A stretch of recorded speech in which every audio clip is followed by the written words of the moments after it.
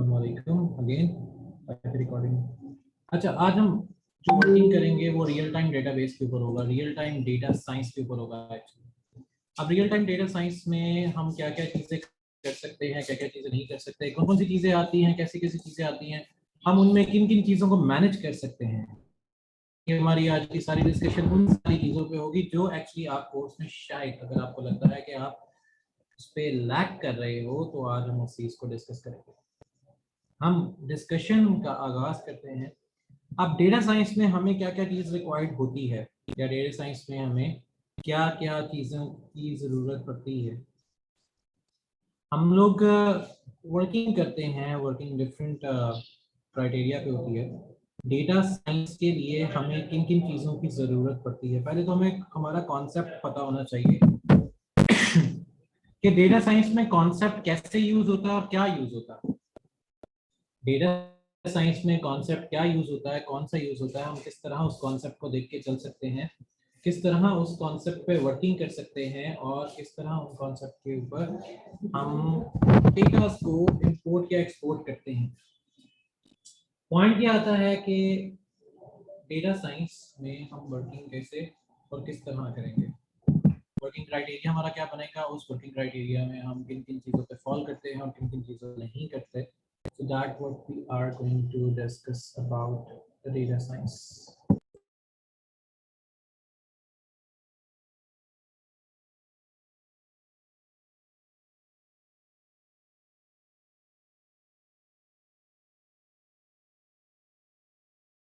तो हम लोग जो चीज़ें डिस्कस करेंगे तो उसमें मैं स्क्रीन शेयर कर दूँगा, और आपसे भी सबसे दरख्वास्त ये है कि आप लोग गूगल कोलैब को ओपन करें।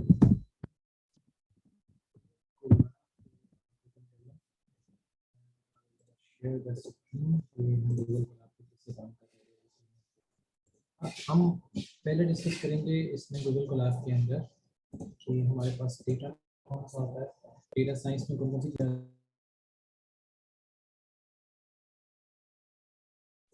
और हम किन किन चीज़ों को लेके आगे आगे आते जाएंगे। आपने कोलैबोरेटरी के अंदर यहाँ से गूगल कोलैब को ओपन करना है। अब हमारे पास वर्किंग कॉन्सेप्ट बहुत बहुत मजे के आएंगे गूगल कोलैब के अंदर, क्योंकि डेटा साइंस में अगर हम कुछ नहीं भी करते, हो सकता है अगर हम कुछ नहीं भी करते तो हम बहुत कुछ कर सकते हैं। कुछ नहीं भी करके we can do a lot of things with the data science. अब डेटा साइंस में हम क्या क्या कर सकते हैं। पहली बात है, तो हमारे पास डेटा कहाँ से आएगा, ये डेटा कैसे आएगा, डेटा क्या होता है, या डेटा किस तरह कंज्यूम किया जाता है। तो पहला हम एक छोटी सी नोटबुक बनाते हैं, हम डेटा कैलकुलेट करेंगे, डेटा हम ऑटोमेटिकली डाउनलोड करेंगे, हम डेटा ऑटोमेटिकली डाउनलोड करके देखेंगे। अब डेटा डाउनलोडिंग के लिए हम कोई दूसरी तीसरी चौथी या पांचवी कोई चीज़ यूज नहीं करेंगे, हम एक्चुअली एक लाइब्रेरी के थ्रू डेटा को डाउनलोड करेंगे। अच्छा, आपको पता कैसे चलेगा कि हम किस तरह ये लाइब्रेरी से काम करेंगे। इसके लिए आपको थोड़ी सी मेहनत खुद से करनी पड़ेगी, वो ये है दैट यू वांट कि आप ये सारी चीज़ें सीखो या करो, जैसे भी आप आगे आना चाहते हो, आपको थोड़ा सा खुद एक्सप्लोर करना पड़ेगा इन सारी चीज़ों को। अब जैसे कि अगर मैं यहाँ पर, अगर सिंपल एग्जांपल है data science, simple example, simple example in data science. अब यहाँ पर चाहता हूँ कि मेरे पास जीपीयू है, तो जीपीयू के लिए यूज करूँगा वर्जन, तो मैं किस लिए यूज करूँ, मैं इसके आगे साथ साथ लिख देता हूँ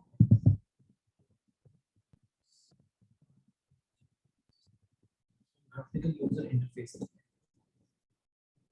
अच्छा, मैं इस तरह से कि ऑफिस में एक पर्सन नमाज पढ़ रहे हैं, जैसे वो नमाज से मैं फिर उसकी वॉइस मेरे लिए हो जाएगी, ठीक है। अच्छा, जीपीयू सिस्टम, मैंने अपने सिस्टम का जीपीयू यूजर जीपीयू सिस्टम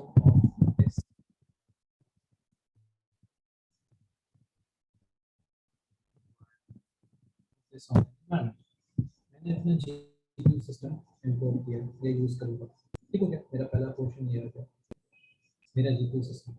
अब मुझे यहाँ से करना है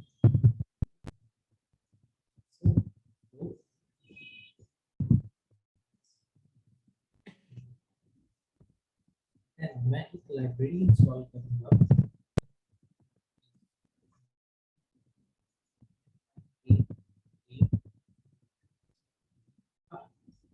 लाइब्रेरी है, ये एक लाइब्रेरी है, लाइब्रेरी फॉर डेटा सेट। हमारे पास डेटा सेट है फ्रॉम दिस लाइब्रेरी, यहाँ से हम डेटा लेंगे। एमआईटी की इस लाइब्रेरी से हमें डेटा सेट मिलेगा। डेटा सेट या तो हम खुद बना सकते थे या इंपोर्ट कर सकते थे। आप हमारे पास टेंसरफ्लो है, टेंसरफ्लो जैसे मैंने आपको बताया ये हमारे पास जीपीयू सिस्टम है, ग्राफिकल यूजर इंटरफेस कहते हैं हमारे पास GPU system, graphical user interface. अब हमारे पास एक लाइब्रेरी आ गई, जहां से हमने डेटा को डाउनलोड करना है। अब कौन सा डेटा डाउनलोड करना है, डेटा कौन सा होगा, तो मैं इंपोर्ट करूंगा MIT डीप लर्निंग। अब डेटा कौन सा होगा, एज MDL मेरे पास ये है, this is the data file.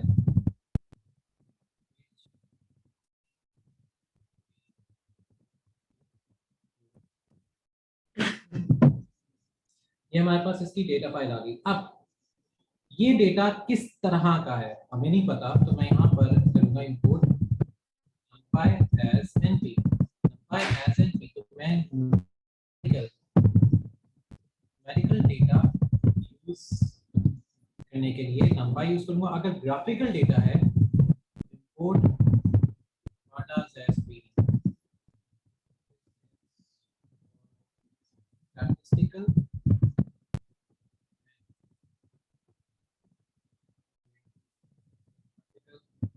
Data, बस ये दो चीज़ें यहाँ पर रिकॉर्ड हो रही हैं ग्राफिकल यूजर के लिए, और इस डेटा के लिए हम ये यूज करेंगे। अब मुझे इसका ग्राफ प्लॉट करना है, मुझे ग्राफ चाहिए, तो मैं करूँगा import math dot lib as dot lib dot pyplot as अब this is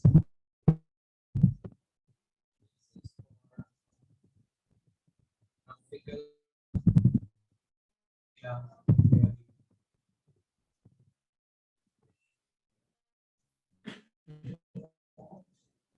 this is for graphical data presentation. अब मैं इसको यहाँ पे रीड कर लेता हूँ, अब देखते हैं कि ये रीड होते हुए क्या आंसर देते हैं।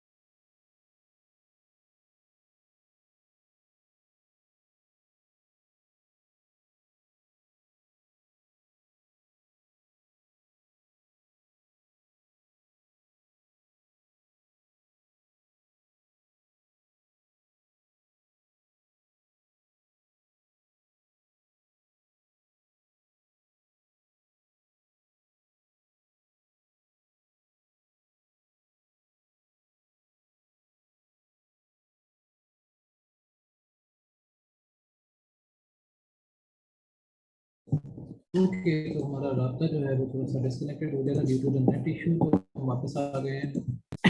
अच्छा, ये यहाँ तक हमने इसकी वर्किंग कर ली थी। अच्छा, ये वर्किंग के बाद अब हम आगे फर्दर इसको प्रोसीड करते हैं। ये सारी लाइब्रेरीज डाउनलोड होती क्या था, ये रुका किस वजह से था? क्योंकि जब टेंसरफ्लो कोई चीज़ इंस्टॉल होने देता है या करता है ना, तो वो थोड़ा सा डिस्टर्ब करता है। अब हमने डेटा को रीड करना है। अब इसके अंदर है स्पोर्ट्स का डेटा, स्पोर्ट्स का data. Now we are going to read the data. अब हम रीड करने लगे हैं डेटा को, तो सपोज करते हैं मैंने स्पोर्ट का एक वेरिएबल बनाया is equals to TF. TensorFlow को मैं कह रहा हूं कि आप एक ग्राफिकल फाइल को ऑन करो कांस्टेंट के अंदर, यहां से डेटा उठाओ इसका टेनिस का, क्या कोई भी डेटा ले लो, इट्स डजंट मैटर, लेकिन हम टेनिस का डेटा लेंगे जो मुझे एक्चुअली याद है कि शायद इसमें टेनिस का डेटा आता है। अगर टेनिस का डेटा नहीं आएगा तो हम किसी और को पिक कर लेंगे। कॉमा टीएफ डॉट स्ट्रिंग, ये वो डेटा स्ट्रिंग टाइप का होगा। यहाँ पे जो स्ट्रिंग का मतलब है डेटा टाइप, क्योंकि हो सकता है कि सेंटेंसेस लिखे हो सकता है सेंटेंस लिखा हुआ आ रहा।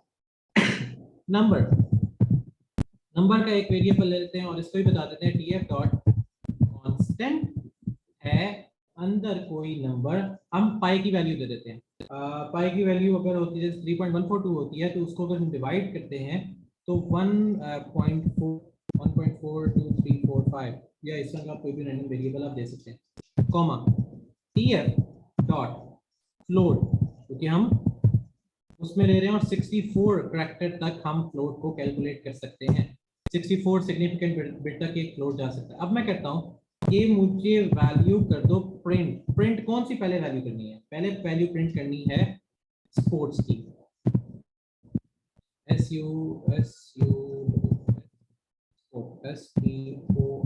स्पोर्ट्स, स्पोर्ट्स की पहले वैल्यू पिक करो स्पोर्ट्स इज। अब स्पोर्ट्स की वैल्यू आएगी पहले इज ब्रैकेट में डेटा शो होगा डैश डी, डेसिमल टाइप का, किस तरह का? टेंसर का। किस तरह का? टेंसर का। टेंसर का डेटा शो होगा, टेंसर का डेटा शो होगा और उसका हम फॉर्मेट उसको बता देते हैं कि इसका फॉर्मेट ये है कि डेटा इस कैटेगरी में शो करना है, डेटा इस कैटेगरी में शो करना है, that is TF dot rank sport dot py, क्योंकि न्यूमेरिकल डेटा है तो हम numpy को यूटिलाइज करेंगे। इसी तरह प्रिंट करवाएंगे अब डेटा हम अपना नंबर का, सेम फॉर्मेट NUMB और number is D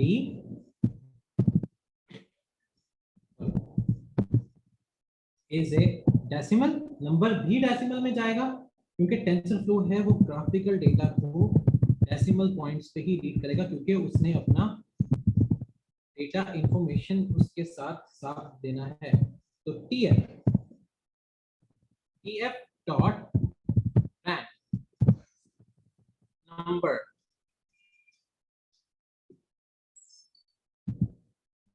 number dot numpy। अब इसको रीड करके देखते हैं। शिफ्ट एंटर से रीड करेंगे और हमारे पास पोर्ट नंबर numpy में कुछ इस तरह करके रीड होके आ गया है। यहाँ पर कुछ और नंबर भी दे देते हैं फ्लोटिंग वैल्यू के साथ। मैं इसको एज अ लिस्ट और टपल देता हूँ, लिस्ट और टपल। मैं देता हूँ 3.142 कॉमा 5.7832 कॉमा। अब मैं इन नंबर्स को देता हूँ एज अ टपल और वहां पे भी इसको दे देते हैं as a tuple tennis,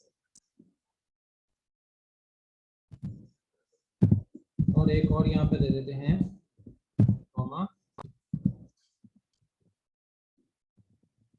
basketball.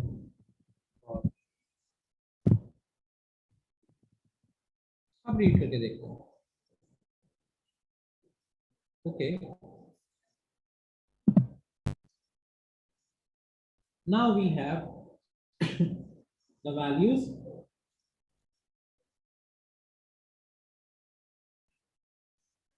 In such specific format.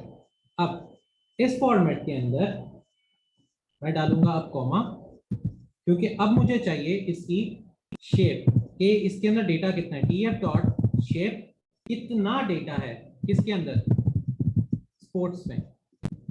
Sports रखा है हमने, स्पोर्ट रखा है, स्पोर्ट में कितना डेटा है हमें बता दो। और इसी तरह यहां पर कॉमा,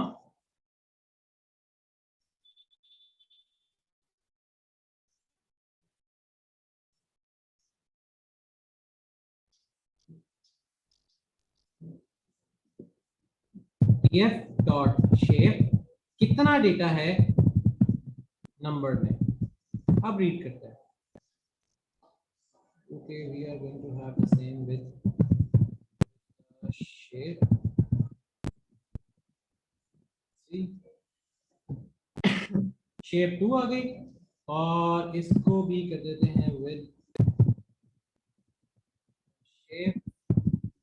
इसको देखते हैं कि ये क्या देता है, ये भी 2 देगा, ये 3 दे रहा है। अब यहाँ पे 3 वैल्यूज हैं और वहां पर 2 वैल्यूज हैं। अब नंबर 0 से स्टार्ट हो रहा है, that's why it contain 3 values. Number 0 से स्टार्ट होता है, that's why it contain 3 value.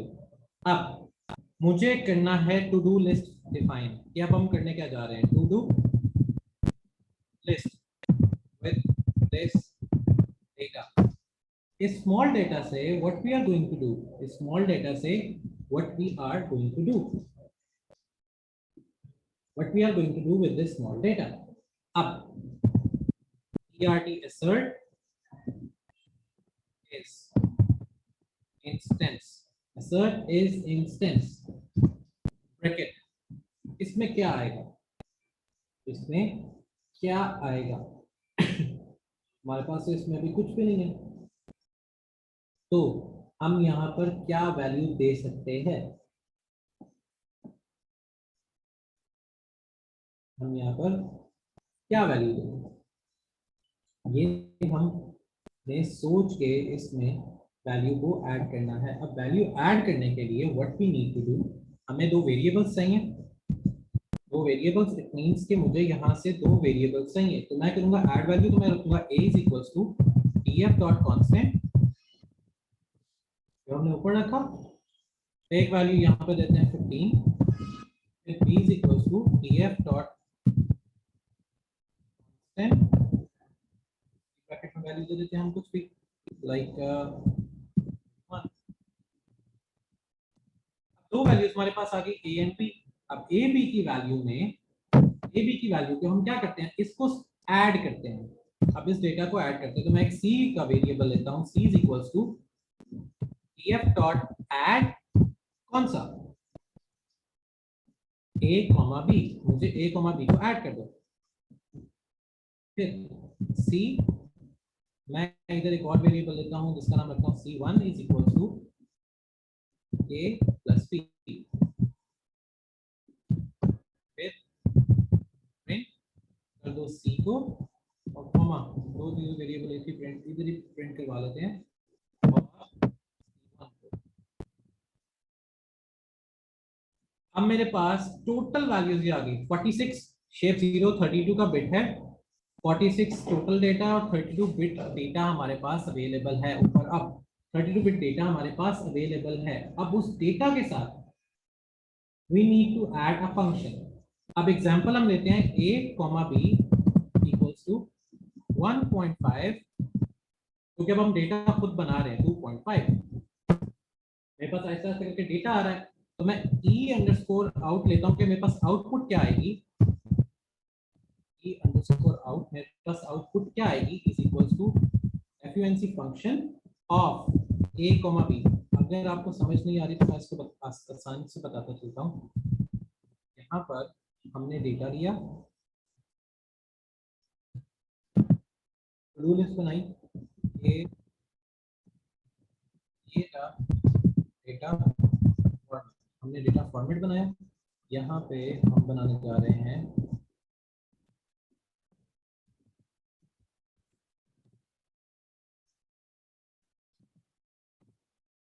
यहाँ पे है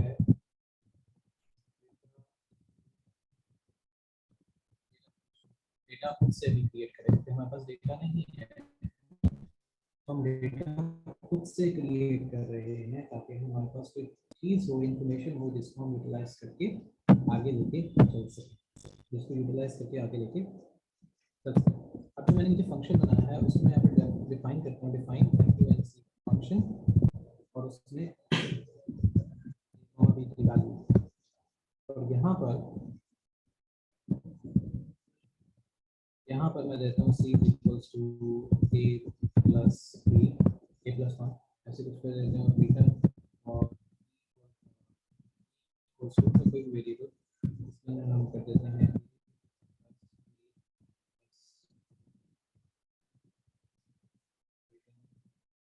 हमने छोटी सी वैल्यू बना दी यहाँ पे, क्योंकि डेटा है, हमने डेटा अपने पास से दे रहे हैं, क्योंकि हमारे पास ऑलरेडी डेटा अवेलेबल है, उसको हम यूटिलाइज करेंगे। बस ये है तरीका कि how to read the data या how to make a data. Read कर देते हैं,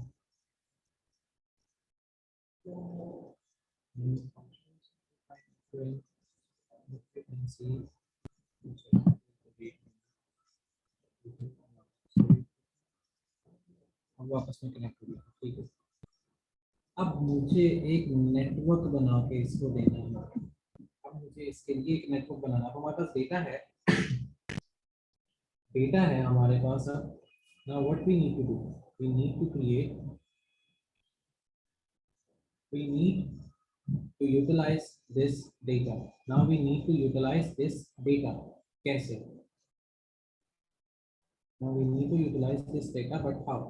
अब हम इस डेटा को यूटिलाइज करते हैं या इस फंक्शंस को यूटिलाइज करते हैं to make some music, to make some music, या जो ट्यून होती है उसमें कीबोर्ड की जो वैल्यूज होती हैं उसको देखने के लिए अगर हम इस डेटा को यूटिलाइज करते हैं, सब कुछ हो ही रहेगा। वो होगी दैट इज, मैं इंपोर्ट करने जा रहा हूँ। अब मुझे उसकी कॉन्सेप्ट को यूज करना है और एक नई चीज करनी है, वो क्या है? Import time. हमने मैं यहाँ पे फंक्शन को यूज कर दूंगा, आ गया। अब है पाइथन, पाइथन यूज कर रहे हैं, अब मुझे डिस्प्ले चाहिए और डिस्प्ले इंपोर्ट करूंगा।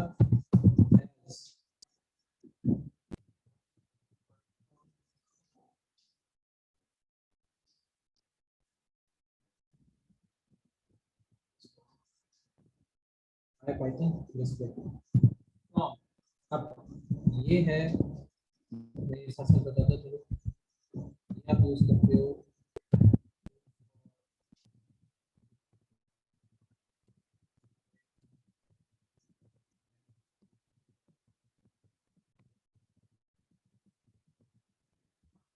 फ्रॉम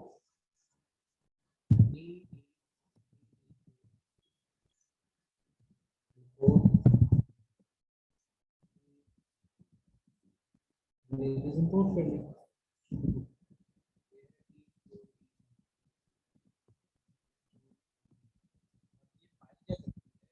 डीएमपी डीएमपी फाइल है,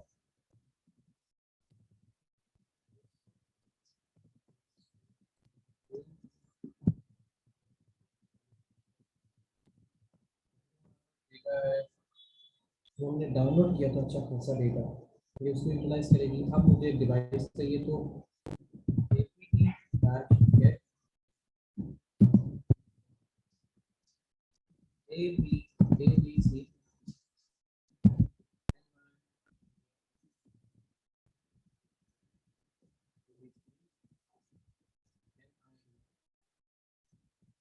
ये फाइल क्या करती है, ये आपको बताएगी time is, how much time is important for the work, TIMI, TI,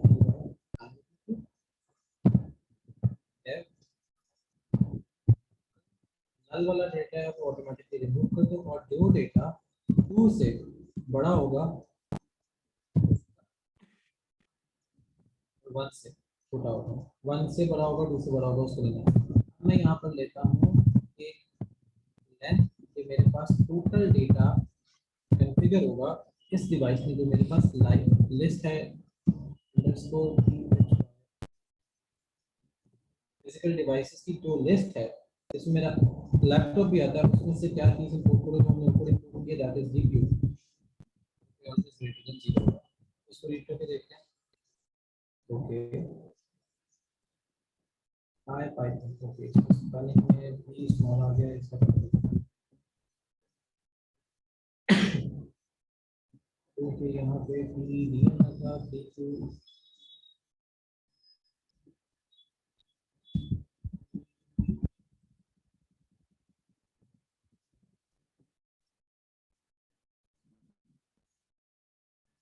assert configuration physical GPU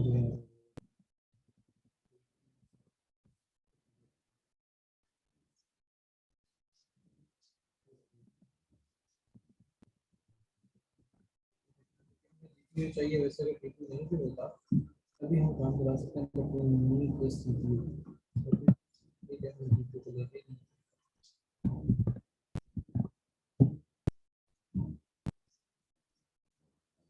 ठीक है, अब हमारे पास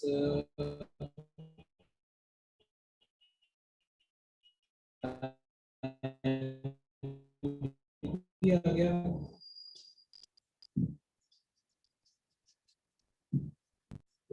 इसके बाद देखो कोर्स हमारे पास हमारा जीपीयू चल रहा है।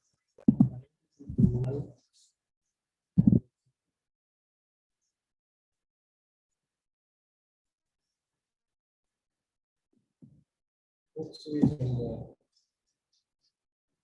अगर ये हमारे पास चल जाता है विच मीन्स के हमारे पास जो डेटा कॉन्फ़िगरेशन होगी वो बहुत मजे की हो जाएगी।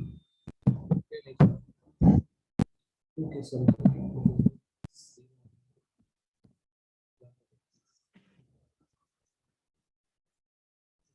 नहीं होगी फिजिकल डिवाइसेस का सर्च नहीं लेते, डेटा रीड करवाना हम डेटा रीड करवा के देख लेते हैं। अब जो हमारे पास डेटा रीड होगा वो क्लीन डेटा रीड होगा। Now we are going to calculate the data clean in the clean form. अब मैं यहाँ पे बनाता हूँ data is equals to lab1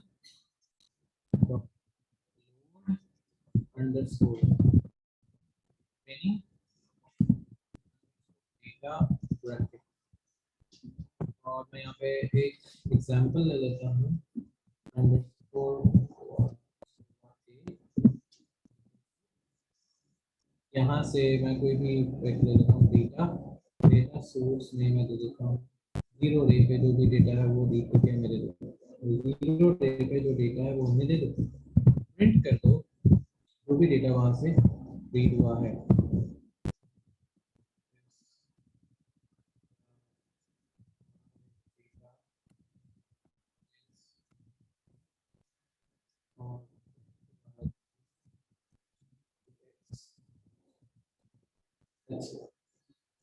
okay this is the data.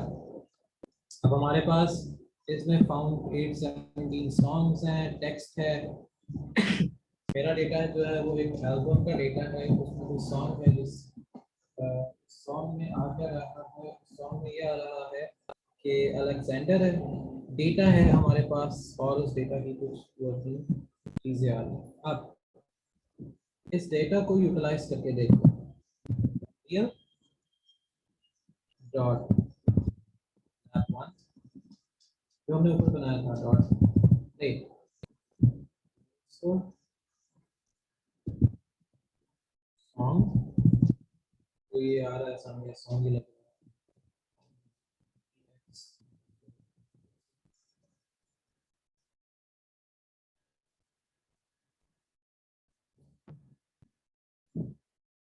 what it will happen।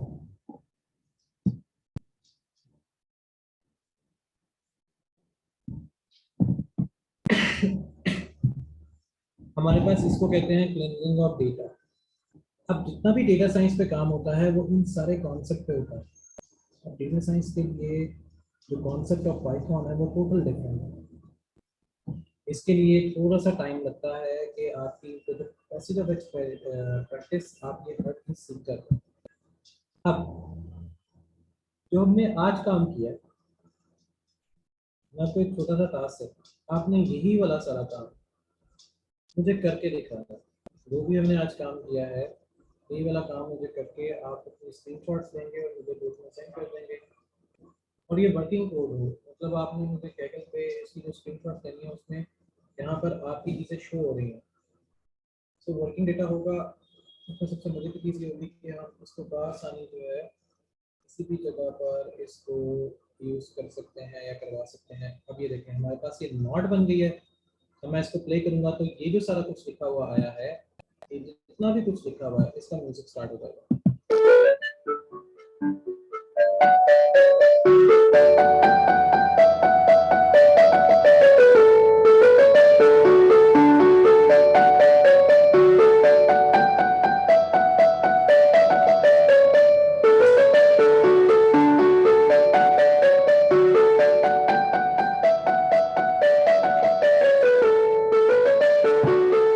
अब आपका टास्क भी यही है कि आपने, अगर मैं यहाँ से इसके म्यूजिक के कॉर्ड चेंज करता हूँ, मैं यहाँ से इसको 1 कर देता हूँ, कुछ भी कर सकते हैं। यहाँ पे 817 है मेरे पास, यहाँ पे म्यूजिक कॉर्ड चेंज हो गए। यहाँ पे मेरे पास 100 वाले करके देखता हूँ इसमें क्या डेटा है, मेरे पास कॉर्ड्स ये आ गए। अब उसके कॉर्ड्स को रीड करके देखते हैं। इन सारी चीज़ों की ऑटोमेटिकली म्यूजिक में कन्वर्ट कर देगा। So this is how we're gonna make it work in the field of data science. ये एक छोटी सी एग्जांपल है डेटा साइंस को किस किस जगह पर कैसे कैसे यूज कर सकते हैं। This is the shortest and smallest example for the data science. अब आप सबके लिए एक छोटी सी असाइनमेंट, असाइनमेंट नहीं कह सकते, इट्स सॉर्ट ऑफ यानी कि क्लास वर्क कह लें। ये जो हमने काम किया है बस आपने यही करके मुझे दिखाना है। आपका जो म्यूजिक होगा वो आपके अकॉर्डिंग चल रहा होगा। क्योंकि फर्दर फिर आपको मैं कुछ चीज़ें गाइडलाइन भी सेंड करूँगा जिसके अंदर लिखा होगा कि अगर आप फर्दर आपके पास कोई और डेटा आता है या आप अपने म्यूजिकल डेटा को कैसे कन्वर्ट कर सकते हो into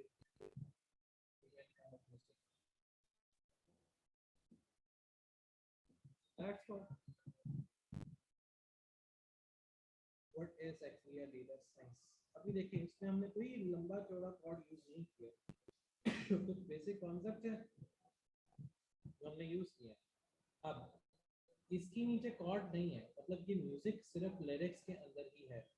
it doesn't have a play button, it doesn't have a play button. It means कि ये सिर्फ अभी अल्फाज हैं, पियानो पे इसको किसी ने नहीं किया। So that's how we gonna use the data science in the field of data science.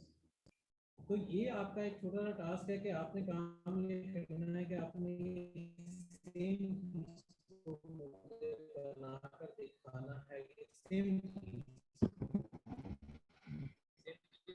जब आप बना के दिखा देंगे that will be more beneficial for you as well and the other one जो इस पे काम करना चाहते हैं जो इसलिए इस पे काम कर सकते हैं। फर्दर हम इसमें ऐसे करते हैं कि छोटे छोटे और मैं आपके साथ वन जो होते हैं ग्रुप सेशन जिसमें we are going to start working on one basic project. इसका जो वर्किंग मॉडल है वो भी मैं आपसे शेयर कर देता हूँ। Still not have any question, do let me know in your WhatsApp group.